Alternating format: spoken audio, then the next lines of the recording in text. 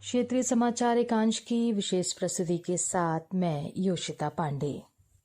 हमारे आज के इस विशेष कार्यक्रम में आप सुनेंगे अलकनंदा मंदाकिनी के संगम पर गंगा स्नान व पूजा अर्चना के साथ जखोली ब्लॉक के ग्राम पंचायत दरमोला के राजस्व ग्राम तरवाड़ी में पांडव नृत्य शुरू हो गया है। सदियों से ग्रामीण प्राचीन परंपरा का निर्वहन करते आ रहे हैं। गांव में अनुष्ठान को लेकर ग्रामीणों में खासा उत्साह बना हुआ है। आप सुनेंगे आकाशवाणी समाचार रुद्रप्रयाग से विनय बहुगुणा के साथ। एकादशी एगास के पर्व से रुद्रप्रयाग जनपद के ग्राम पंचायत दरमोला के तरवाड़ी गांव में पांडव नृत्य शुरू हो गया है। जिले के अन्य कई गांवों में भी पांडव नृत्य हो रहा है, जिसमें प्रवासी ग्रामीण भी शामिल हो रहे हैं। रुद्रप्रयाग जनपद का पांडवों से सीधा संबंध है, इसे लेकर कई किंवदंतियां भी प्रचलित हैं। मान्यता है कि महाभारत युद्ध के बाद भगवान श्री कृष्ण के कहने पर पांडव शिव के दर्शनों को हिमालय यात्रा पर निकले थे। तब उन्होंने गांव से गुजरते हुए ग्रामीणों को अपने अस्त्र शस्त्र सौंपे थे और वचन दिया था कि जब भी ग्रामीण उन्हें बुलाएंगे वह गांव में विराजेंगे। इसी परंपरा के तहत रुद्रप्रयाग जनपद के जखोली, अगस्त मुनि और उखीमठ विकासखंड के कई गांवों में एकादशी पर्व के बाद पांडव नृत्य शुरू होता है। पांडव नृत्य में महाभारत से जुड़ी लीलाओं का मंचन किया जाता है, जिसमें चक्रव्यूह लीला मुख्य आकर्षण होता है। आकाशवाणी समाचार के लिए रुद्रप्रयाग से विनय बहुगुणा। पांडव नृत्य को लेकर स्थानीय लोगों का क्या विचार है, आइए सुनते हैं। पुरानी शंकराचार्य जी की परंपरा से जब भगवान बद्री विशाल की और बद्रिकाश्रम में भगवान के द्वारा पुनर्स्थापना की गई, तभी से डिमरी वंशज वहाँ से भगवान बद्रीनाथ के प्रतीकात्मक के रूप में, जिसको हमारे फिल्म ढूंगी के नाम से कहा जाता है, और हमारे जो आदि पुरुष थे वो यहाँ पर भरदार पट्टी के अंदर, और उन्होंने अपने साथ अपने इष्ट भगवान को स्थापित किया।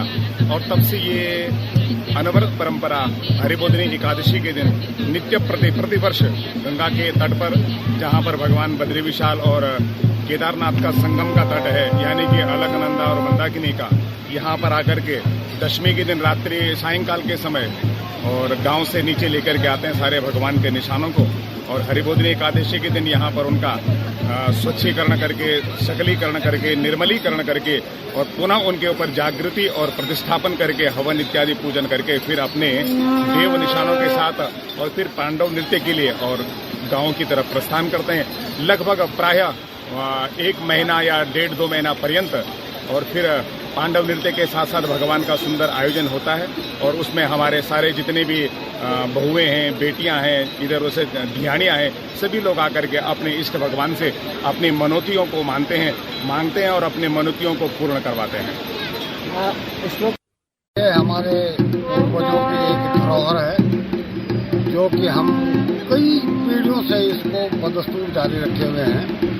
ये हमारे यहाँ भगवान बद्री विशाल का, जो कि नरसिंह भगवान के रूप में है, उनका पदार्पण हमारे यहाँ टिम्बर वंश है, वो टिम्बर गांव से यहाँ आए थे, और उनके साथ में भगवान बद्री विशाल, भगवान नरसिंह जो है उनके साथ में आए हुए हैं।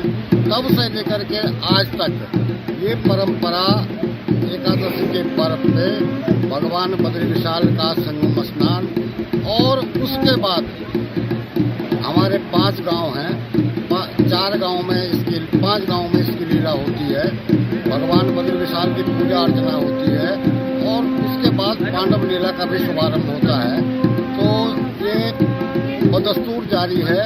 हमारे दरमोला, तरवाड़ी, स्वीडी, सेम और कोटली 5 गांव, इन 5 गांवों में ये प्रक्रिया कई पीढ़ियों से, मैं समझता हूँ कि जब से हम लोग यहाँ स्थापित हुए होंगे और जब से टिम्बर वंश यहाँ आया होगा, डिमरी वंश के लोग यहाँ आए होंगे, तब से ये परंपरा बदस्तूर जारी है।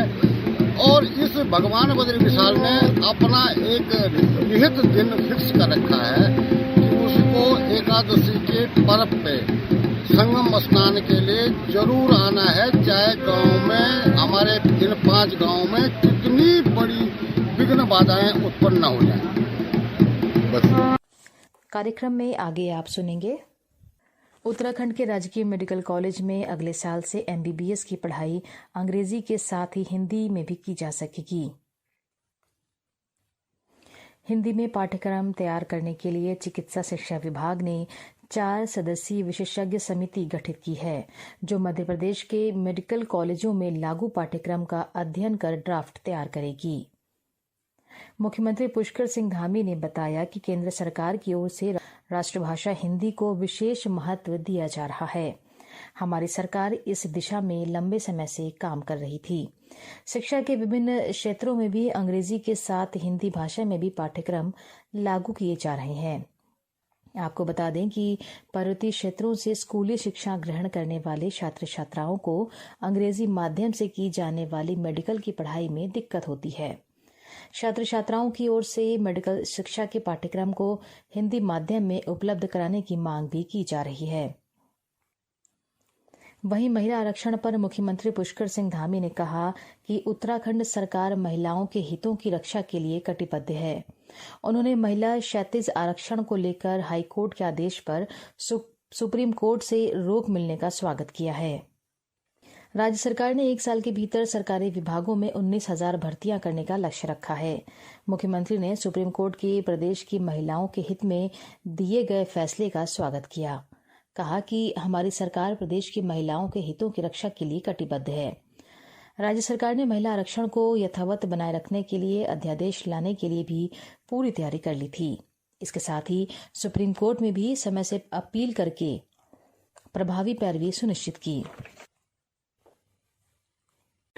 देखिए, ये हमारा राज्य मातृशक्ति प्रधान राज्य है और मातृशक्ति का बहुत बड़ा योगदान है। माननीय न्यायालय से जब हमको इसमें रोक लगी थी, हम सुप्रीम कोर्ट में गए और अंततः हमको सफलता मिली है। मैं अपनी सभी बहनों को, सभी बेटियों को, सबको मैं बधाई देता हूँ, शुभकामनाएं देता हूँ कि वो आने वाली सभी परीक्षाओं में सम्मिलित हो पाएंगे और उनको सुरक्षा मिलेगा। तो श्रोताओं, ये थी हमारी आज की विशेष श्रृंखला।